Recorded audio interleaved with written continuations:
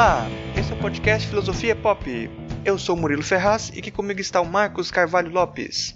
Hoje a gente recebe novamente o Rony Silveira, professor de filosofia na Universidade Federal do Sul da Bahia, doutor em psicologia, mestre em filosofia e organizador de vários livros sobre filosofia e cultura brasileira. O professor Rony já esteve aqui no Filosofia Pop no episódio 8 sobre filosofia e cultura brasileira, no episódio 26 sobre carnaval e filosofia e no episódio 36 sobre religiosidade brasileira. Esse é o nosso episódio número 49 e hoje falamos sobre novela brasileira e filosofia. Nesse episódio nós temos o trecho do ensaio A Aurora da Ironia, de David Foster Wallace, interpretado pela atriz Maria Elisa.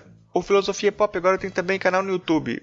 Acesse youtube.com/filosofiapop e faça inscrição no nosso canal. Para acompanhar o Filosofia Pop, você pode visitar o nosso site filosofiapop.com.br, que tem, além do podcast, textos sobre diversos assuntos filosóficos e também espaço para você deixar os seus comentários. Nós também estamos no Twitter como @filosofia_pop e no Facebook com facebook.com/podcastfilosofiapop, tudo junto. Ainda tem o nosso e-mail que é o contato@filosofiapop.com.br. Para receber os nossos episódios na hora em que forem lançados, você pode assinar o nosso feed no seu celular. No nosso site tem um guia explicando como fazer isso. O Filosofia Pop é um podcast que aborda a filosofia como parte da cultura. A cada 15 dias, sempre às segundas-feiras, a gente está aqui para continuar essa conversa com vocês. Vamos então para a nossa conversa sobre novela brasileira e a filosofia.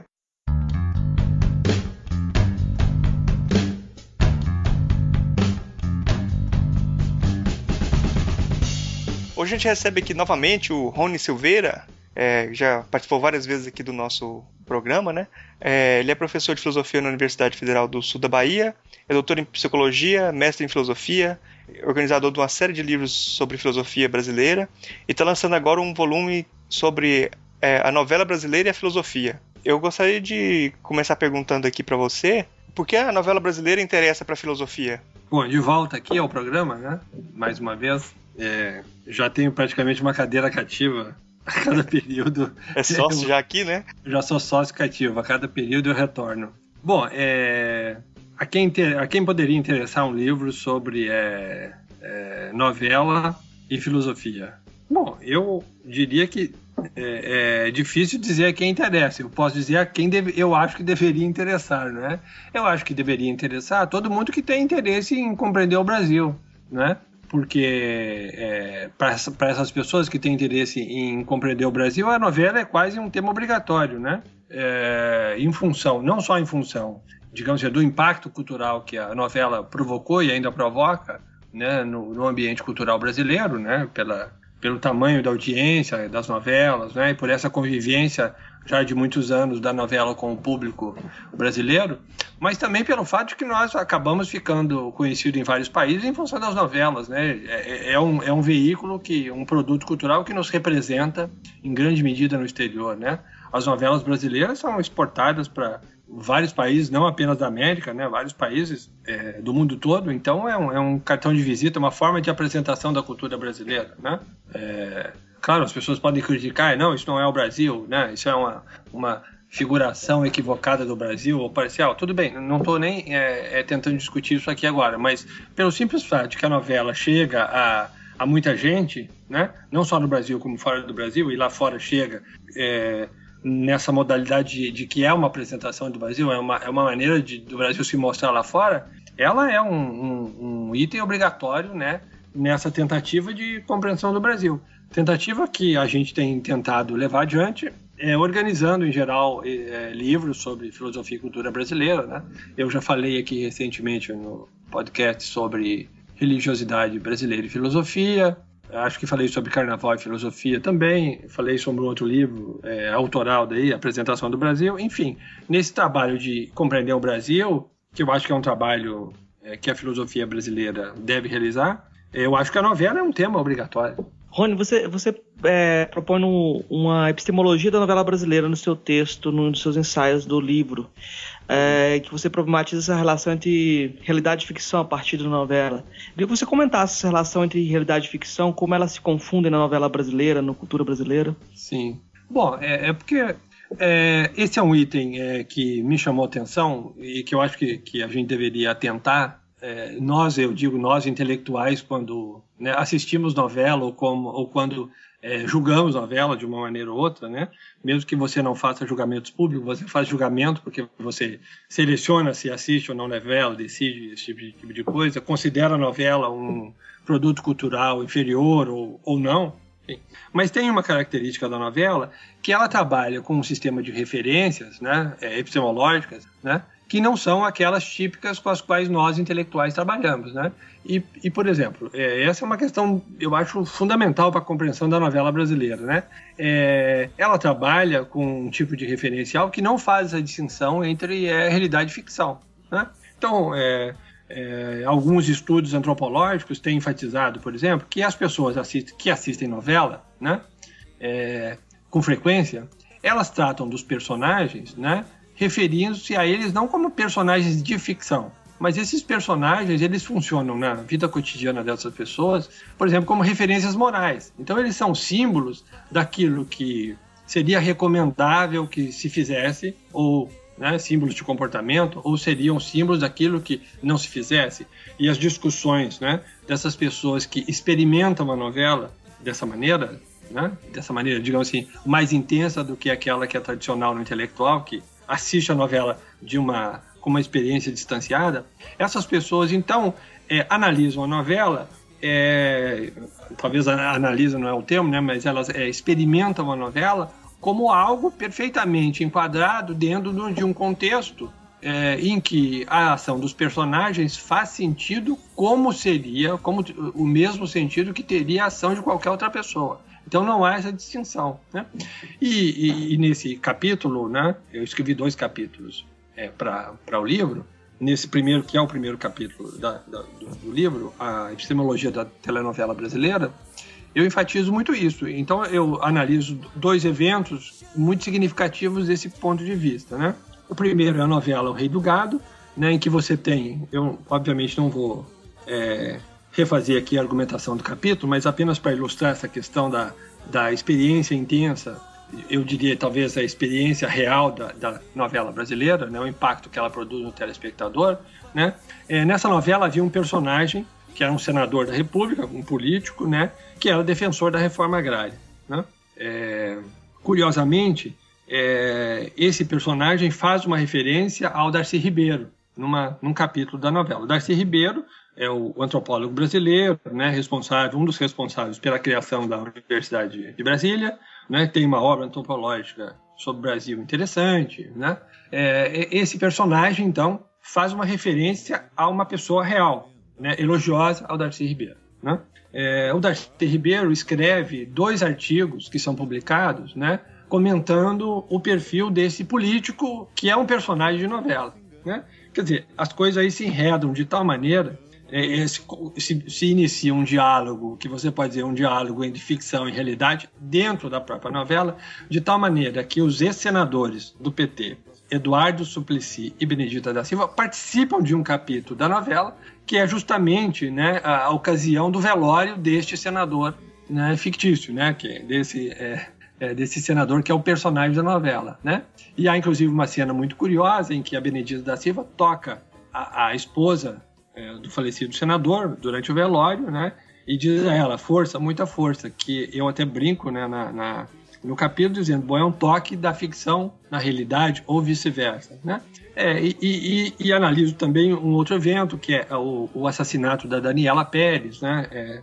Que era uma atriz, né, filha da Daniela Pérez, redatora de novelas da Globo, e como houve uma comoção nacional muito grande na época, né, de tal maneira que há um envolvimento, uma comoção social de tal grandeza que que as pessoas experimentam a morte da Daniela como morte da atriz, mas também morte da personagem, e de tal maneira que as coisas se imbricam de tal maneira que o julgamento do principal acusado do assassinato sai do noticiário e invade a novela, e a novela invade o noticiário, né? Isso é muito típico da relação que o brasileiro tem com a novela. Mas esses detalhes estão analisados no capítulo com maior detalhe. Eu quero chamar a atenção aqui, por exemplo, nós estamos falando de como a telenovela, digamos, ela invade a realidade brasileira. Mas se a gente notar com cuidado, o próprio telejornalismo brasileiro ele tem uma narrativa muito parecida com a novela. Por exemplo, se você assiste os telejornais, em geral, a última notícia é uma notícia, em geral, positiva e moralmente construtiva, quer dizer, é como um final feliz, né? Guardadas as devidas proporções. As coberturas, em geral, elas se preocupam muito mais em emocionar o telespectador. Eu estou falando do telejornal. Se preocupa muito mais em emocionar o telespectador do que propriamente informá-lo, capacitá-lo para formular um juízo crítico sobre determinada notícia, né? Quer dizer, a experiência do telejornal é muito semelhante, né? No Brasil, ela é muito semelhante à experiência da telenovela. Quer dizer, a telenovela ela constrói esses personagens que fazem parte da nossa vida, né? Com as quais nós temos relações de proximidade, que nos servem como referências morais, positivas ou negativas, né? Os vilões das novelas, por exemplo, são altamente impactantes, né? As pessoas têm aversão aos vilões, mas eles servem como referências morais. É aquilo que eu não posso ser, ou aquilo que eu, por um motivo ou outro, não tenho coragem de ser, né? Eles exprimem comportamentos que nós usamos no dia a dia para balizar o nosso próprio comportamento, né? Então você vê, na verdade, que a lógica da novela, essa indistinção, né, entre ficção e realidade, ela também permeia o próprio telejornal brasileiro, telejornalismo, né? Então essa noção de proximidade, ela reduz, né, digamos assim, a nossa capacidade de distinguir ficção de realidade. Porque para distinguir ficção de realidade, nós temos que nos afastar, né? Nós temos que adotar aquilo que nós no mundo intelectual chamamos de atitude crítica, né? A atitude crítica é uma atitude distanciada, em que você sai da situação e consegue vê-la de maneira externa, né? A novela, em função do seu apelo emocional, né, ela aproxima o espectador daquilo que está sendo apresentado. Então, não se trata, na verdade, de assistir uma novela, porque assistir é uma expressão, digamos assim, intelectualizada e que coloca aquilo que é visto como um objeto distante e um sujeito que assiste. Na verdade, se trata muito mais de experimentar uma novela, né? De estar imerso nesse mundo, né? De tal maneira que, para o telespectador, isso faz tanto parte da sua realidade quanto um evento, né? Então, cito no capítulo um comentário de um redator de novelas dizendo o seguinte, que o impacto de uma novela, o impacto na vida do telespectador de um capítulo de uma novela é muito mais intenso, por exemplo, do que um programa de um partido político, né? Tal a relação de proximidade, né, e o caráter significativo que isso tem na vida das pessoas. Bom, então, basicamente, eu acho que a questão da epistemologia da telenovela, ela caminha nessa direção. Os intelectuais, só para terminar para mim não me estender muito, os intelectuais têm o hábito de entender que esse tipo de, digamos assim, de consumo cultural, né, consumo de bens culturais, como então experimentar uma novela, ele decorre de uma cultura, digamos assim, pobremente intelectualizada. Ou seja, eles tomam o seu próprio ponto de vista, que a gente pode chamar de leitura crítica do mundo, essa leitura distanciada, né? Eles tomam isso como referencial para fazer esse julgamento. Mas, na verdade, eu sugiro isso no capítulo também, o que ocorre aí é uma relação de exterioridade, porque do ponto de vista do telespectador brasileiro que assiste uma novela brasileira, a relação é de proximidade, é de vivência intensa desses personagens como se eles fossem pessoas, né? Claro que o telespectador não confunde as pessoas os personagens com pessoas, mas eles, digamos assim, usam e consomem esses personagens como se fossem pessoas. É isso que eu quero dizer, né? Ninguém em sã consciência vai confundir um ator com um personagem, né? Embora você tenha casos concretos de pessoas que foram agredidas, de atores que foram agredidos no Brasil porque representavam personagens maldosos, homossexuais, enfim, você tem uma série de ocorrências desse tipo. Mas, na verdade, o que se opera aí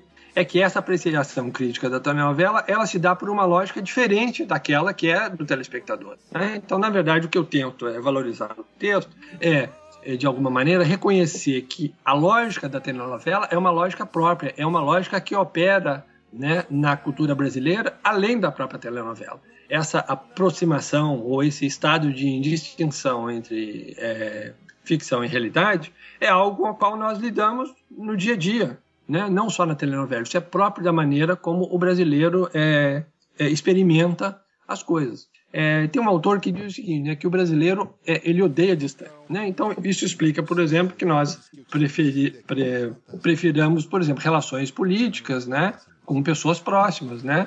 Que a gente prefere, ao invés da impessoalidade de relações políticas objetivas, nós preferimos as relações de proximidade, o coronelismo, o paternalismo, né, o favor, né, porque essa é uma relação de proximidade que se aplica à política, mas essa relação de proximidade ela também se aplica a essa distinção entre realidade e ficção. Né? Para que você seja capaz de distinguir uma coisa da outra, realidade e ficção, você tem que olhar as coisas de uma maneira distante. Mas como disse esse autor, o brasileiro odeia a distância, ele também odeia a distância epistemológica. Né? Então, a sua relação com a telenovela e a sua relação em geral com outros valores, né? Uma relação de proximidade. Só para ilustrar isso e não ficar uma conversa muito extensa, se você notar, por exemplo, a religiosidade brasileira também tem essa mesma característica. Né? Os santos que são objetos de maior devoção são aqueles com os quais os crentes conseguem ter algum tipo de aproximação, de preferência aproximação pessoal. Né? Aquele que parece maternal, portanto a gente prefere cultuar Nossa Senhora do que o próprio Deus, né? Aqueles que parecem cuidar de aspectos particulares da nossa vida com os quais nós podemos negociar favores, né? Ou negociar num patamar de proximidade muito grande. Né? Então, nós temos a nossa cultura é marcada por essa relação de proximidade. Né? E isso é marcado também pela apreciação coletiva da novela. Né? A novela é um evento feito com justamente esse propósito. Né? Então, se você pega, por exemplo, num determinado momento histórico, né, a Globo, que é a principal produtora de novelas no Brasil, começa a se dar conta de que ela, dividindo o enredo em núcleos, ela consegue ter uma abrangência de público maior. Então, ela fala tanto para a classe D, quanto para a classe E, quanto para a classe A. Ela consegue colocar crianças como personagens, e aí ela também fala para o público infantil, de tal maneira que uma novela, né, ela consegue se aproximar de um grande número de telespectadores diferentes. Quer dizer, ela não é segmentada, né? Pelo contrário, uma novela de grande impacto de audiência, ela é uma novela que fala para todos, que ela consegue se aproximar e ser significativa para todo mundo. Mas eu posso falar mais tarde sobre o processo de produção de novela também, que é muito interessante e tem um pouco a ver com isso. Eu acho que, por enquanto, com relação à epistemologia da telenovela, essa característica de indistinção entre realidade e ficção, eu acho que é suficiente, né? Pelo menos eu acho que dá uma noção para os nossos ouvintes, né? Você falou aí sobre essa confusão entre a realidade e ficção, mas isso não seria restrito a alguns tipos de novela? Por exemplo, as novelas de época, ou aquelas novelas que tem alguns personagens que têm tipos assim, muito caricaturados, assim, muito forçados? Não traria uma separação maior entre a ficção e a realidade? Não, olha bem, porque na verdade não se trata de, obviamente, fazer uma confusão, não se trata de que o telespectador ele faz uma confusão entre realidade e ficção. Independentemente do padrão de novela, se é uma novela de época em que você está vendo, obviamente, que a pessoa está vestida, né, de uma maneira que não é correspondente ao presente, né, ao presente do espectador, você sabe, e a experiência, o que é relevante aí é que a pessoa experimenta esse personagem como uma referência moral para ela, né? Então, as ações desse personagem, eles têm tanta densidade como se fossem ações de uma pessoa real. Então, você comenta com o vizinho, olha, você viu a novela, você viu o que ela disse para ele, eu jamais faria isso. Ou seja, esse personagem, embora esteja vestido de época, né, caracterizado de acordo com um cenário diferente, ele ainda funciona como referência moral. Então, a ideia da proximidade é essa. E, na verdade, né, quando a gente fala de confusão entre realidade e ficção, nós estamos partindo do nosso senso comum intelectual que trabalha com essa distinção. Né? Isso é totalmente relevante para o espectador de uma telenovela que tem essa experiência, né? Porque esse personagem faz parte da sua vida. Né? Quando termina a novela, o telespectador se sente desamparado, porque ele para de conviver com aquelas pessoas. Não é que ele confunde realidade e ficção. A sua experiência não distingue realidade e ficção. Então não se trata de alguma coisa que ele deveria estar fazendo e não faz. Não, isso é a sua experiência cultural, é a maneira como ele consome a telenovela. né? Então, quando a gente diz uma confusão, isso é do nosso ponto de vista, que estamos habituados, né, a fazer essa distinção de realidade e ficção, por uma questão profissional, né? Mas a experiência do telespectador, né, ela não tem esse componente, não é um processo de confusão, é uma indistinção, né? E eu acho que é importante recuperar essa experiência, porque o que interessa o que interessa para uma compreensão adequada do Brasil não é afirmar como o brasileiro deveria assistir televisão ou assistir novela, é reconhecer como ele efetivamente assiste novela. E o que isso significa? Isso significa viver num universo, né, em que você não distingue eventos fictícios de eventos reais. Portanto, a sua realidade, ela é mágica, ela é muito mais densa, ela é muito mais variada do que aquilo que nós, dentro de uma cultura letrada, né, intelectualizada, nós entendemos por realidade. Uma cultura científica, em grande medida, né? Então, eu acho que é importante recuperar isso. A experiência efetiva que uma pessoa tem, um brasileiro, uma brasileira tem assistindo telenovela brasileira, né? Então, independentemente digamos assim, da situação específica apresentada na telenovela, se é uma novela de época, se é uma novela ambientada numa situação distante da realidade brasileira, mesmo assim, né, a televisão brasileira, ela aprendeu a lidar com as emoções que são emoções possíveis para os telespectadores, né? Porque se o universo descrito não se conectasse de uma maneira específica e íntima com o telespectador, a novela não faria o sucesso que faz. Aliás, um dos grandes fatores da novela brasileira digamos assim, ela ter se tornado uma indústria nacional específica, né, com relação a novelas de outros países, é que ela deu esse passo.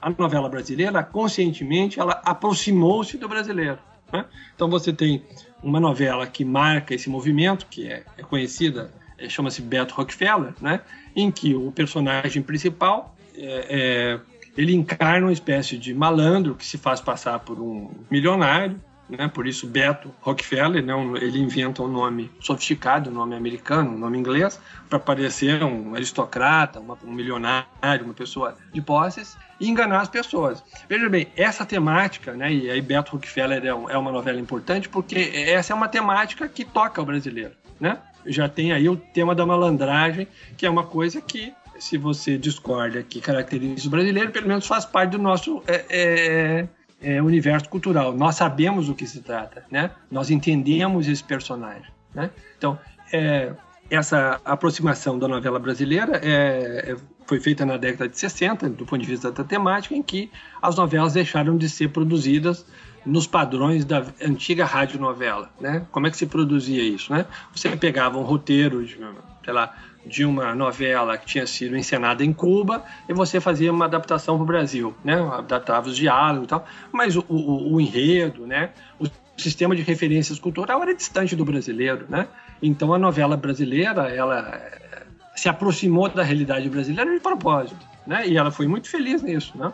Então há aí um movimento consciente, né? Obviamente que há interesses comerciais nessa aproximação, né? Porque você tendo mais telespectadores, você consegue vender mais publicidade, você consegue, portanto, mais financiamento, né? E lucro para aquilo que é uma indústria cultural, de fato, que é a produção de telenovelas. Mas há esse processo de aproximação com as temáticas brasileiras que, mesmo quando você tem novelas de época, né? Digamos assim, os temas, né? Eles são relevantes para o público brasileiro. Não são aqueles temas das novelas antigas e das radionovelas em que você tinha uma temática ambientada, né, não sei, num castelo medieval, né, na corte francesa, né? Inclusive nós já tivemos novelas, né, com essa temática nesta fase já de aproximação com a realidade brasileira, em que esse panorama de ser ambientado numa corte francesa serve como sátira política do próprio Brasil, né? Mas o telespectador sabe disso, né? Então, aquilo que está sendo apresentado ali, embora, né, aparentemente seja referente a uma corte francesa, né, a um ambiente francês, de uma cultura europeia, ele, na verdade, diz respeito à nossa vida, né? E esta é a grande importância da telenovela brasileira, né? O Tarcísio Meira tem um depoimento muito interessante dele, o ator, Tarcísio Meira, ele diz o seguinte, né? A partir de Beto Rockefeller, ele diz assim, não, o público brasileiro viu a si mesmo e gostou do que viu, né? Tanto gostou do que viu, que garante as telenovelas até hoje uma audiência enorme. Então, mesmo com essa aparência, né, de estar sendo sediada num lugar distante, né, a novela brasileira rompeu com esse caráter evasivo da narrativa telenovelística, né? Mesmo que a aparência seja distante, na verdade se tratam sempre de problemas brasileiros, da realidade brasileira, né? De algo que diz respeito à nossa vida em geral atual, mesmo que as novelas sejam locadas em situações aparentemente distantes, né? Então, a novela brasileira, ela não tem aquele caráter evasivo, né, que produzia evasão do telespectador, né, para um outro tipo de realidade. Não, ela sempre tematiza questões brasileiras. Você pode discordar, dizer, olha, ela tematiza, mas não tematiza de uma maneira crítica. Bom, aí nós precisamos entrar numa outra discussão, né, sobre essa questão da leitura intelectualizada da telenovela, né, etc. Né? É uma outra discussão. A telenovela tem uma característica dela ser uma obra inacabada, né? Então ela vai se esquivar das avaliações fechadas, e muitas vezes quando o público não gosta de um personagem ou não gosta de uma determinada trama, você tem uma reconfiguração da telenovela, assim. Então isso não é uma forma de malandragem para não chocar o telespectador e deixar ele sempre contente. Então a telenovela não se torna estruturalmente conservadora, assim, em um certo sentido. Tem vários exemplos disso, né? Queria que você comentasse esse aspecto de abertura malandra. Vamos primeiro explicar, talvez, para o pessoal o que é essa abertura, né? Por exemplo, uma novela tem uma frase fantástica, né? Que eu acho que é mais ou menos o seguinte, né? É um milagre que uma novela chegue ao final. Por quê? Porque o processo de produção é praticamente caótico, né? Então você imagina o seguinte, é mais ou menos assim, eu vou tentar resumir para vocês, né? Se faz uma sinopse, ou um autor, um redator faz uma sinopse, ou já é uma equipe de redatores trabalhando em conjunto, se faz uma sinopse. Essa sinopse passa pelos mecanismos tradicionais de avaliação, obviamente levando em consideração os aspectos comerciais, né? Dentro da parte executiva de uma empresa, porque obviamente as telenovelas são produzidas por empresas no Brasil, né? Empresas visam lucro, né? Então, claro, elas querem agradar o público. Bom, então passa por essa avaliação preliminar, volta para a redação, se redige então alguns capítulos. Esses capítulos se contrata um diretor, né? O diretor dá afina a sua própria perspectiva, isso é muito importante, né? Não há uma adoção, digamos assim, ingênua de um roteiro, né? Os diretores fazem isso, né? Eles dão um caráter autoral, tentam imprimir a sua marca na telenovela, né? Então se filmam alguns capítulos como piloto. Bom, esse material é submetido a um processo de avaliação de telespectadores. Por exemplo, na Globo você tem um setor responsável por isso, foi criado por um senhor chamado Romero Sanches, eu não sei se ele é panamenho de origem, eu sei que ele é sociólogo e criou um departamento de avaliação dentro da Rede Globo, né? Isso funciona até hoje, não apenas para publicidade, mas também para as novelas, para avaliação das novelas. Então isso é um processo, tem uma metodologia de dinâmica de grupo em que é feita essas avaliações, então retornam, né? E aí se refaz tudo, se desiste da ideia, né? Bom, então você está vendo que até uma novela, primeira coisa, até um primeiro capítulo de uma novela ser colocada no ar, vai aí uma grande distância, né? Mas esta novela que está no ar, ela é constantemente reavaliada, né? Então, por exemplo, eles trabalham com uma ideia, digamos assim, de faixa de audiência, né?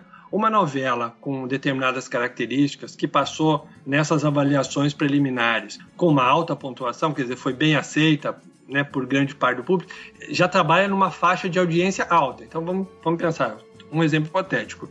Uma novela com tais e tais características deverá atingir uma audiência de 60% a 70%. Se durante a exibição normal da novela ela sai desse trilho, por exemplo, se ela cai a 50%, é preciso fazer alguma alteração.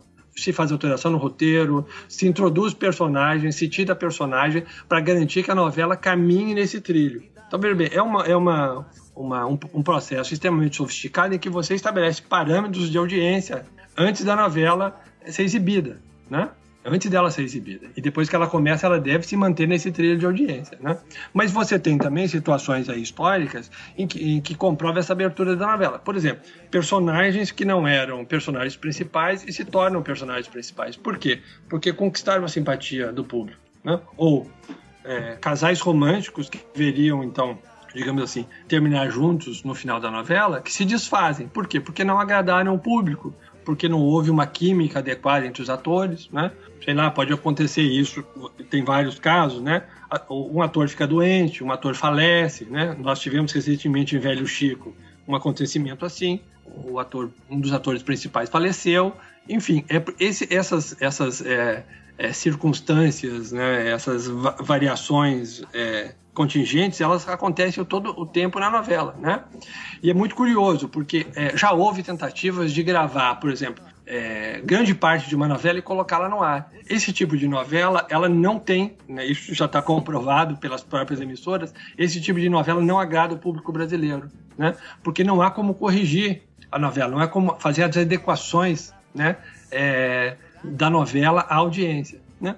Bom, eu apenas discordo, né? Por exemplo, obviamente, nós estamos falando de novela, nós estamos falando de indústria cultural. Então, claro, há uma intenção de agradar o público e de fazer um discurso que toca as pessoas, né? E que, para fazer isso, ela, obviamente, apela para as emoções das pessoas. Agora, não é verdade, e isso não faz muito sentido nesse ambiente de produção coletiva, de um ambiente em que há tantas variações em jogo, inclusive do ponto de vista da execução de cada capítulo, das gravações, quer dizer, não há como garantir uma intencionalidade maquiavélica para uma telenovela, por exemplo, de fazer manipulações específicas, né? Claro que há intervenções claras, né? Por exemplo, a Rede Globo tem uma gravadora, a Som Livre, né?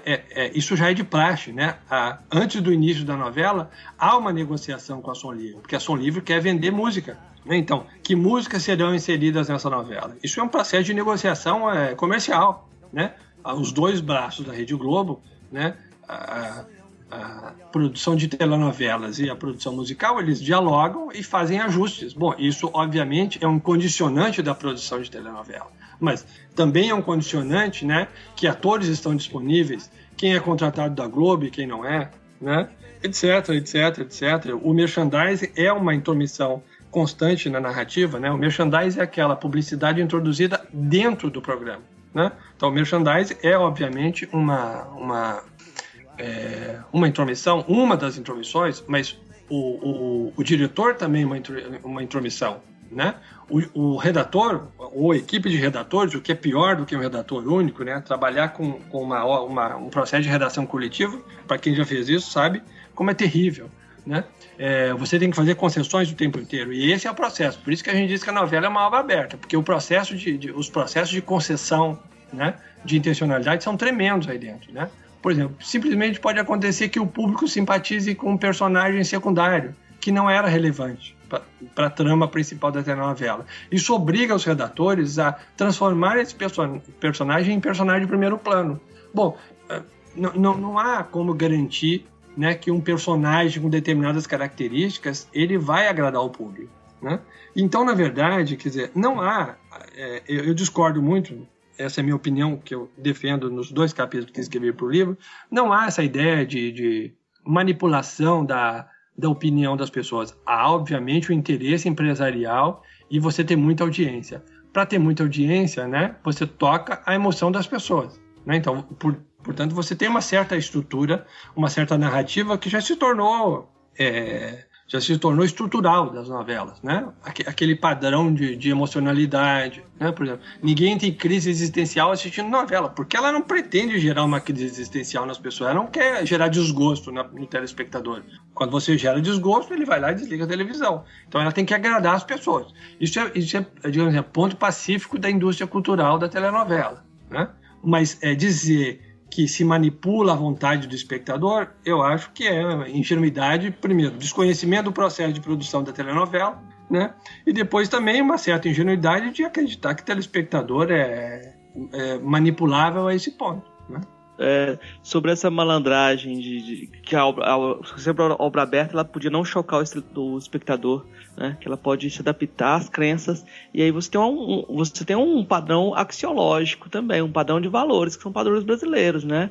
Então eu acho que para vender bem, o exemplo do beijo gay, né, que foi analisado até num capítulo do livro, né? Então é um bom exemplo, né?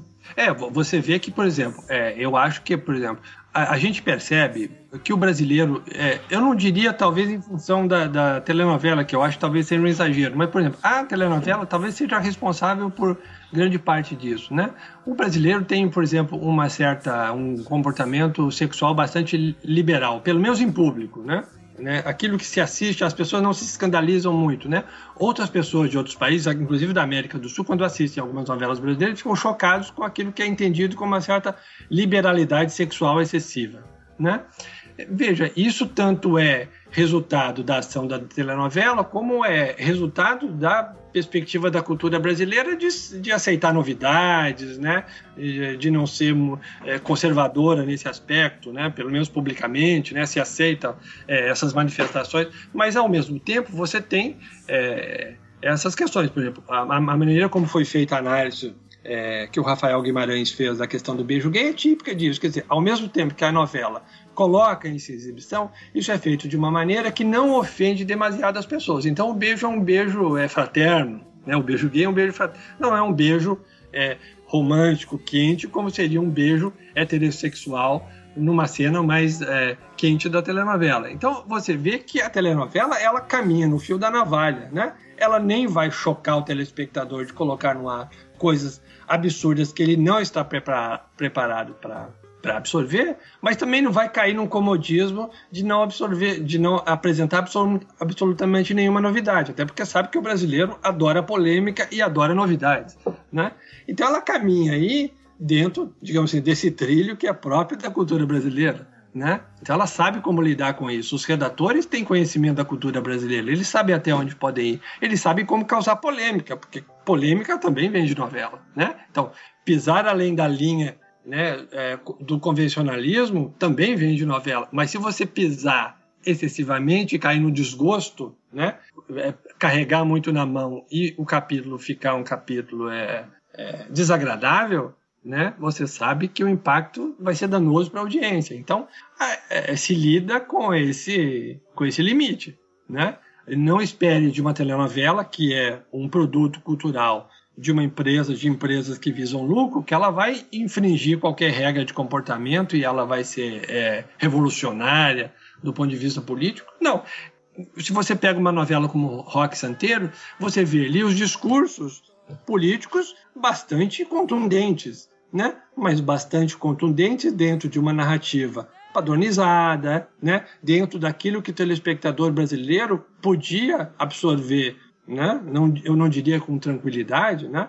Mas podia absorver naquele momento. Não toda a sociedade brasileira, é claro, mas se lida com uma média de telespectador, né? Um padrão de consumo, de tal maneira que você não ofenda o telespectador e não o empurre para um outro canal, né? E nem permita que a narrativa se torne tão convencional que fica aborrecida. Então, aí nesse meio, quer dizer, não espante o público e nem aborreça o público, né? É nesse meio que você apela para a emoção, que você consegue fazer o que a telenovela faz. Quer dizer, ser significativa, ela nunca foi revolucionária, as pessoas nunca se armaram para derrubar o governo logo depois de uma telenovela, mas ela efetivamente ela tem impacto social, ela assume uma posição de representatividade. Você pode discordar, não, ela é conservadora, ou não é. Bom, ela assume uma posição de representatividade, né? É um tipo de espelho em que as pessoas se veem, né? Até pelo número da audiência, você vê que é um espelho em que as pessoas se veem. Às vezes elas gostam, às vezes elas não gostam. Se elas não gostarem demais, não vão ver a novela, né? Então, é nesse trilho que é próprio da cultura brasileira, né? Em que você tem que sensibilizar as pessoas, né? Tem que tornar o programa interessante, o capítulo interessante, né? E não pode cair no aborrecimento, né, do dia a dia. Eu vi esses dias um pessoal analisando pessoal reclamando das séries Netflix que tiraram as séries antes de terminar. E tinha um pessoal, eu não lembro quem que foi que fez essa análise, falando que aqui no Brasil, uma grande parte da população que hoje tem acesso ao Netflix não tinha muito acesso a acompanhar séries americanas enquanto elas estavam sendo feitas. E que esse estranhamento se dá um pouco também porque isso é muito comum nos Estados Unidos, né? Uma série que está rodando aí, eles gravam um pedaço da série, se a série não está indo bem de audiência, a série acaba sem final mesmo. Mas aqui no Brasil a gente está acostumado a ver novelas, que as novelas não costuma acontecer da novela ficar sem final, né? Mesmo que a novela não estiver performando como o pessoal quer, eles dão um jeito de finalizar a história, pelo menos, pro público ver o final, né? Como você vê essa diferença, assim, de... Não sei muito bem como é que é a situação. Eu não sei se eu entendi bem a questão da série americana. Ela é retirada do ar. Tem alguns capítulos, ela simplesmente é retirada do ar. Isso, uma temporada ou duas ali, algumas pessoas estão vendo, mas como ela não atinge o público sim. Que o pessoal que está fazendo a série acha que é o público que deveria atingir, não está rendendo retorno, eles falam, não foi renovada para a próxima temporada, acabou e pronto, né? Novela não acontece isso, geralmente, então pelo menos amarra o final da história. Mas já aconteceu, né? Historicamente isso já aconteceu com telenovelas, né? Já aconteceu o contrário também. Eu me lembro, existia uma novela na Bandeirantes, eu não sei se é Os Imigrantes, eu não me lembro agora se o título é esse, uma novela que teve 400 capítulos, acho que mais de 400. Por quê? A emissora estava com problemas financeiros, né? E disse para os redatores, nós não temos como colocar outra novela no ar, estica essa como dá. E aí os caras começaram a esticar. Mas aí chegava um período que eles tinham que renovar o contrato de alguns dos atores, né? Aí um ator pedia um valor muito alto para renovação, não era possível renovar, eles pediam redatores para matar o ator. O personagem, né? No caso. O ator não, né? O ator não, o personagem. Então, quer dizer, e aí você vai esticando, mas não há essa... E o contrário também já aconteceu.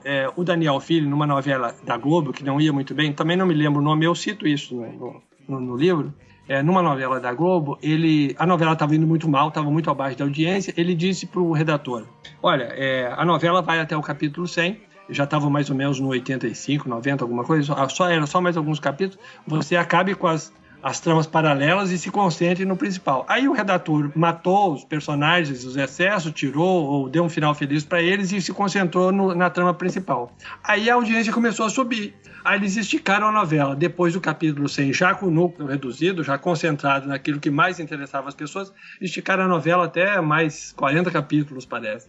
Então você tem essas adaptações. Agora, essa realmente não é a praxe, por exemplo. Já houve casos crônicos, né? Mas isso antes da Globo se tornar hegemônica, de cancelamento de novela, de interrupção de novela. Mas isso foi entendido, e era entendido na época, como falta de profissionalismo, né? Que em geral se dá algum tipo de desfecho para a narrativa. É um compromisso com a audiência, né? Então, eu não sei muito bem como é o público americano, mas por exemplo, no Brasil, né, essa relação ela foi conquistada passo a passo. Então, por exemplo, uma coisa que nos parece óbvia, por exemplo, a novela é exibida nos mesmos dias, nos mesmos horários. Isso foi uma mudança na programação. No início, a novela era exibida de maneira aleatória, em qualquer horário, em qualquer dia, às terças e quintas, né? A coisa era um pouco caótica, porque as pessoas, os executivos, não tinham muita noção de que aquele negócio era de fato um negócio, né? Então, que você precisava cativar a audiência. E faz parte de cativar a audiência você manter os mesmos dias de exibição, dias da semana, né? Os mesmos horários padronizados, é óbvio que aí, às 8 horas da noite, as pessoas se sentam para assistir novela, todos os dias, de segunda a sexta, de segunda a sábado, né? Então isso foi uma relação que foi se criando. Imagino que hoje, nenhuma das emissoras que produz novela teria condições, em função do impacto que isso causaria na audiência brasileira e nesse padrão digamos assim, de respeito que se estabeleceu, de fazer uma ruptura assim. Seria um prejuízo enorme. Isso já aconteceu no passado, por crise financeira, né? Às vezes, emissoras repetiam as novelas, a novela fez um relativo sucesso, né? Se repetia a novela, né? Enfim, mas eu acho que a relação aí é diferente. Me parece que nesse sentido, por exemplo, de não interromper a programação, de dar um desfecho para a narrativa, mesmo que ela não tenha sucesso, me parece mais profissional do que simplesmente interromper. Até porque hoje em dia, em função desse processo de produção aberta, em que você vai modulando a narrativa né, desde o processo de redação em função do público, né, desde o processo de narração até a exibição, você consegue modular, dificilmente uma hecatombe em termos de audiência aconteceria, né, a menos que a emissora não tenha condições, né, não tenha condições de produzir uma novela nos padrões que hoje se estabeleceram, em função daquilo que nós convencionamos chamar de padrão Globo de produção, né? Quer dizer, na verdade você conseguiu adotar esse produto cultural de uma feição e de uma flexibilidade que eu não vejo, é praticamente impossível hoje que você interrompa uma telenovela, né, por absoluto insucesso. Quer dizer, os sinais de que a narrativa não vai colar no público, eles são dados muito antes. Então a emissora tem todas as condições de rever a estrutura da narrativa, incorporar personagens novos, excluir personagens, né, que deveriam estar dando resultado e não estão dando resultado. Quer dizer, tem uma série de recursos que você pode fazer, além, é claro, de abreviar a narrativa, né, e eu não me lembro do nome, mas há pouco tempo isso aconteceu, né? Claramente você vê que a novela foi abreviada, né, em função da aceleração dos últimos capítulos, né? Em geral, a narrativa convencional da telenovela, ela se alonga e tem um desfecho feliz em geral, né? Mas eu acho que isso tem mais a ver com recepção de público, né? Provavelmente, não vou dizer que os americanos não são profissionais, provavelmente eles detectaram que o público deles, né, prefere a interrupção do que a continuação a qualquer custo. Agora, pensando um pouco mais, se o brasileiro tem essa relação de proximidade, que eu estou afirmando no livro, né, que essa proximidade intensa com os personagens, ficar sem os personagens, né, saber que o personagem digamos assim, subitamente desapareceu, seria muito mais traumático do que dar algum tipo de desfecho para o personagem. Que ele se case com a sua amada e vai viver feliz, ou que o vilão morra e padeça, né, sofrimentos infernais, não sei, alguma coisa assim, né? Mas que dê um desfecho para o personagem, me parece mais adequado para a mentalidade do telespectador brasileiro, né? Provavelmente o americano não tem esse problema, talvez ele não tenha essa experiência, né? Por exemplo, assistindo séries americanas, você não tem essa noção de que ali se apela fundamentalmente para as emoções do telespectador, né? Claro, as narrativas, elas também emocionam, mas você nota que não é exatamente, que tem mais um apelo mais intelectualizado, né? Ou uma situação que é extremamente dramática, né? Mas não vejo, né, a mesma conotação emocional das séries americanas, né, da telenovela nas séries americanas. Então talvez isso explique um pouco, né, que o fato de interromper a narrativa, a exibição de uma série, não provoque uma consternação na audiência, como provocaria no Brasil. Certamente a emissora perderia a audiência, né, agindo assim, porque ela rompe um pacto de confiança que há muitos anos já a televisão brasileira estabeleceu, né? Essa ideia da continuidade. As novelas se mantêm nos mesmos horários, né? Muda a novela, mas tem o horário das 6, o horário das 7, o horário que não é exatamente esse horário cheio, mas, né, tem a novela das 8, que não acontece às 8, mas é a novela das 8, e assim por diante, né? Esse negócio dos horários aí tem uma coisa interessante também, que cada um desses horários tem um perfil diferente de público que eles querem atingir também, né? Com certeza. O tipo das novelas geralmente é diferente do que passa das 6, ou das 7, ou das 8. Claro. E já houve, por exemplo, a Globo agora tem novela no horário após as 10 horas, né? Uhum. Isso já foi tentado várias vezes. Várias vezes eles tentaram mexer na grade e sem sucesso. É uma nova tentativa. Então, quer dizer, todo esse processo ele é muito conhecido, ele é testado. Você muda o padrão de uma novela em um determinado horário, você perde audiência. Então você tem que retornar na próxima novela a cativar aquele mesmo público, né? Às vezes as novelas, não a das 6, a das 7, que seria das 7 horas, é uma novela mais descontraída, mais humorada. Ela não é tão dramática, né? Não é tão pesada. A novela, né, depois do jornal, ela é um pouco mais densa, um pouco mais dramática. Então você tem essas diferenças de público que são objetos já de uma consolidação de um padrão, né, que se repete. Nesse sentido, a novela explora, né, o que é convencional, né? Então você vê como você precisa lidar com parâmetros de convencionalidade e criatividade para que a novela não caia numa modorra, aquela, né, não caia numa narrativa tradicional que afinal não signifique nada para ninguém e, portanto, vai perder audiência. Eu tenho um contra-exemplo de série brasileira que foi cancelada. Eu acho que eu era a única pessoa que gostava da série, aquela A Cura, do João Emanuel Carneiro, que foi descontinuada. Teve a primeira temporada, depois não continuou, né? Mas uma coisa que eu acho interessante para colocar assim em relação às séries americanas é que depois de uma greve de roteiristas houve uma mudança na estruturação das séries americanas. Geralmente elas eram colocadas como episódios que seriam intercambiáveis, você não tinha uma narrativa contínua, né? Essa é uma novidade, assim, como se tivesse um abrasileiramento da série, sabe? É como se eles estivessem aprendendo alguma coisa com os brasileiros, essa ideia de que você tem que ter uma narrativa com começo, meio... tem um desfecho, né? Essa ideia de ter um desfecho parece uma apropriação de outras... Já acontecia nas séries brasileiras, né? Já acontecia no caso da série da televisão, né? Já acontecia esse tipo de desdobramento final. Então... Olha só um comentário. Olha só, a telenovela brasileira, ela tem uma estrutura por capítulo, né? De tal maneira que ela termina num certo grau de suspense para o telespectador acompanhar o próximo capítulo. Então, é uma narrativa em que os capítulos têm um sentido, né, acabado, mas que engancham a audiência para o próximo capítulo, né? Isso ela herdou do folhetim escrito, que era aquelas histórias publicadas nos jornais diários, né? Porque você amarra o consumo do jornal para o dia seguinte, assim como você amarra a atenção do espectador para o próximo capítulo. Se você faz essa narrativa com começo, meio e fim definitivo em cada capítulo, né, na série americana, não há uma necessidade, claro, não há uma necessidade urgente de que o espectador veja o próximo capítulo. Ele pode ver porque gostou do capítulo anterior, mas não porque o desfecho daquele capítulo se dará no próximo. Então, claro, você tem aí uma narrativa concatenada em que você vai amarrando a audiência, né? Mas as séries atuais fazem isso também. As séries atuais americanas fazem esse desfecho, deixando a expectativa. Por isso que o pessoal gosta de fazer maratona, de ver série agora, porque não consegue esperar. Aí é uma inteligência comercial óbvia, né? Quer dizer, uma narrativa que tem fim a cada capítulo, não é necessário que a pessoa assista, né?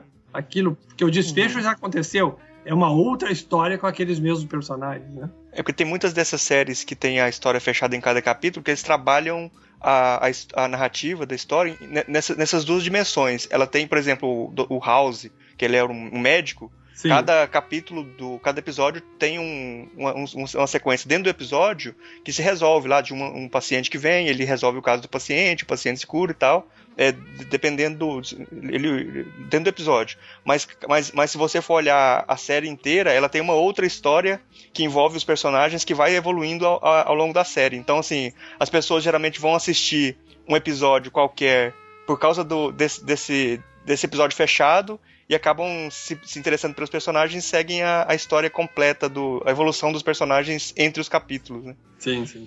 Nós trabalhamos nessas duas dimensões hoje, parece, algumas. Me parece que deve ser uma tendência natural você tentar conquistar a audiência para o próximo capítulo, né? Deve ser uma coisa natural. Imagina, os caras têm muita pesquisa sobre isso e é um negócio, né? E o negócio precisa cativar o telespectador, né? Por que a telenovela nos salva da morte? Bom, você está falando de um outro capítulo que eu escrevi para o livro, né? Esse é um assunto mais complicado, né? Na verdade, eu fiquei pensando, né? O título do capítulo é esse, né? Só a telenovela não salva da morte. Mas eu fiquei pensando que essa indisposição, porque há uma verdadeira indisposição no meio intelectual com relação não só à telenovela, mas a produções culturais para o grande público, né? Aí eu fiquei imaginando qual seria o motivo, né, dessa verdadeira antipatia, né?